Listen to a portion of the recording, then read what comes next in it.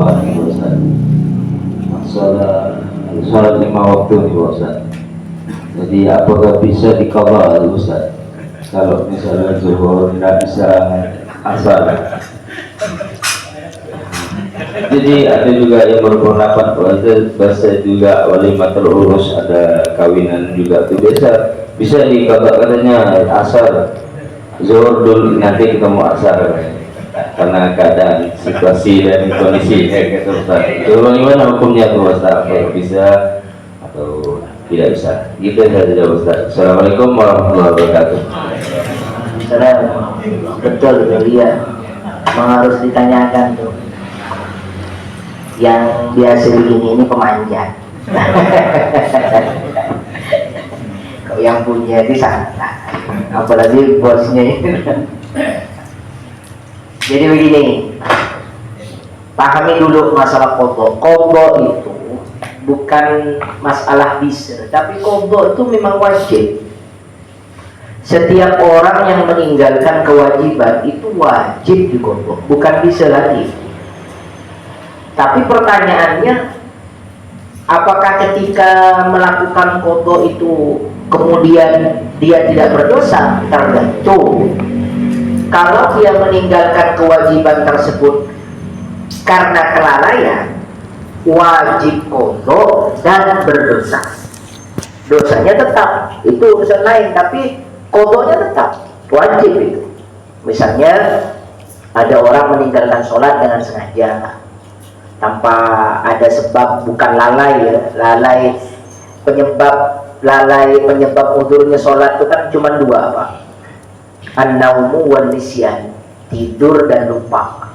Itu ya, lupa yang bukan disebabkan kelalaian, bukan karena main gitu lalu lupa. Memang betul-betul lupa, maka sholat itu, meninggalkan sholat itu udzur, tidak berdosa. Nah, ketika tidak meninggalkan, ketika dia meninggalkan, maka wajib mengqadha. Wajib itu. Mau disengaja atau tidak sengaja, wajib mengqadha, bukan bisa. Kalau bisa, tak bisa, Pak. Jadi misalnya, nah ditinggalkan, kerjakan nanti, tak bisa itu. Kalau jamaah, ini bukan qadha. Jamaah itu menggabungkan sholat karena ada hajat. Macam mana? Dokter, pasien ini banyak, Pak. Dia di rumahnya cuma melayani pasien ramai. Akhirnya dia berpikir, ini kalau setiap waktu nanti sholat, ini khawatir nanti banyak orang yang tidak kebagian, padahal dia mau berobat. Maka akhirnya sholatnya digabung, namanya dijamak takdim. Itu namanya jamak ilhador, jamak orang yang bukan musafir tapi karena ada hajat yang mendesak. Nah, sebenarnya kalau kita tengok ke keadaan pemanjat itu sebenarnya sangat bisa sholat itu. Soalnya tengah hari kan berhenti, ada istirahatnya. Dan sholat itu kan tidak dituntut harus, misalnya pakaian harus wangi, kan tidak. Yang penting suci, kan suci sholat itu, pohon, bukan wangi. Ketika dia pakai celana, pakai kaos pendek, udah nutup aurat, udah ini, terus suci dari najis, tinggal cari air, wudhu, sholat. Sholat itu palinglah berapa menit itu? Kok kita standar 4 menit selesai.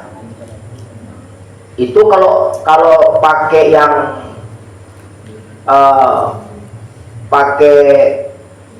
yang ibaratnya standarnya pembalap, lebih cepat lagi. 2 menit bisa selesai. Allahu Akbar. Nanti cuma nina sebenarnya sebentar. Dan itu yang biasa lepas itu kan zuhur. Kalau asar jam 4 turun biasa. Sangat luas, sangat leluasa. Jadi tidak ada alasan, tidak ada sebab untuk menjamak. Digabungkan itu tidak ada sebab. Kalau diqadha bukan cerita bisa. Kalau qadha memang wajib. Kalau ditinggalkan wajib diqadha. Kalau bisa, tak bisa, Pak. Kalau ditanya bisa tak Ustaz kalau ditinggalkan nanti diqadha? Jawabannya, kalau pertanyaannya bisa atau tak bisa, tak bisa.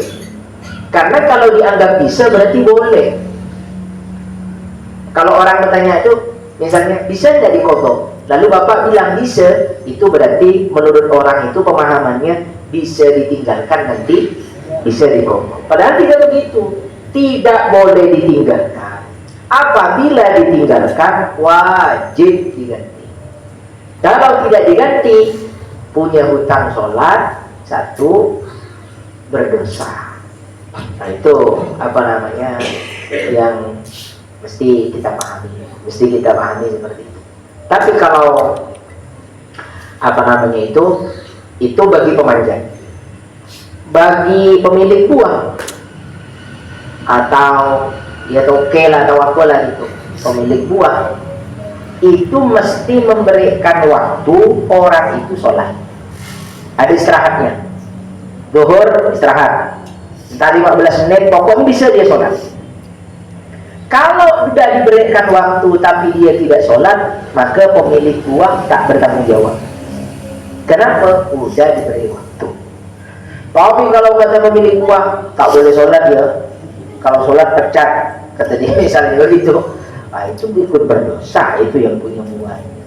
Jadi kasih waktu itu bisa, apalagi difasilitasi oleh si pemilik buah.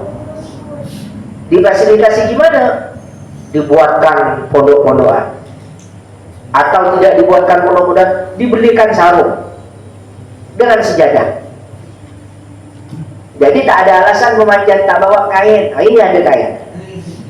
Tak bawa sejadah, ini ada sejadah. Tak bawa minyak, ini ada minyak. Pokoknya lengkapkan. Nah itu udah memberikan waktu memfasilitasi lagi. Itu lebih bagus lagi.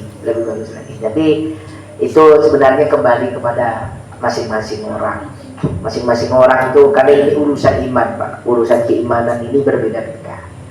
Tapi ingat, meskipun ini ilmunya hati, kita tak boleh menganggap, meskipun kita sholat, mengerjakan sholat, tapi tak boleh kita melihat dan menganggap diri kita lebih baik daripada yang tidak sholat. Itu jangan, Pak. Orang sholat bagus, orang tak sholat tidak bagus. Tapi jangan sampai orang yang sholat merasa dirinya lebih baik daripada yang tidak sholat. Itu bahaya itu. Mana besar dosanya? Tidak sholat dan sombong. Besar sombong. Kok tidak sholat? Itu bisa saja Allah memberikan ampunan. Kalau sombong sampai mati di bawah, tengok iblis, tak pernah diampuni Allah Subhanahu wa Ta'ala. Itu jadi jangan merasa, jangan. Nah ketika kita melihat begitu, hati kita dijaga begitu, maka yang muncul adalah kasih sayang. Ya Allah, mudah-mudahan besok lusa, seminggu, 2 minggu, sebulan, 2 bulan, setahun, 2 tahun ke depan nanti ini bisa jadi orang baik, orang bagus. Itu dalam hati. Jadi yang muncul itu adalah kasih sayang terhadap orang lain. Mungkin itu. Jadi kalau kita ada orang bertanya bisa atau tidak bisa, jawab tak bisa. Terus gimana? Wajib gitu, Mas. Wajib diganti. Tak boleh ditinggalkan. Kalau ditinggalkan, wajib diganti. Ini demikian, mudah-mudahan barokah manfaat berbarengan dengan keridhaan Allah Subhanahu wa Ta'ala. Amin ya rabbal alamin. Mumpung ingat ini bulan Rajab, banyak-banyak doa. Allahumma barik lana fi Rajab wa Sya'ban wa ballighna Ramadan. 1, 2, yang kemarin belum dapat puasa di hari pertama Rajab, puasalah di hari 10, tanggal 10-nya. Tanggal 10 Rajab itu Pak adalah tanggal di mana pindahnya nur Nabi Muhammad dari abahnya Sayyid Abdullah pindah ke ibunya Siti Aminah. Itu terjadi pada malam Jumat 10 Rajab. Nah kebetulan hari tahun ini 10 Rajab itu kena hari Jumat. Tuh. Kedua, ada hadis Nabi Muhammad SAW yang artinya barang siapa berpuasa di 3 hari Kamis, Jumat, Sabtu di bulan mulia, bulan-bulan mulia, di antara bulan mulia itu adalah Rajab, berpuasa 3 hari berturut-turut itu Kamis, Jumat, Sabtu, maka pahalanya kata Nabi seperti beribadah 900 tahun. Tis'amiati amin. Oh itu mumpung masih ada umur, mumpung masih ada kesempatan, niat gak dulu hari Kamis itu.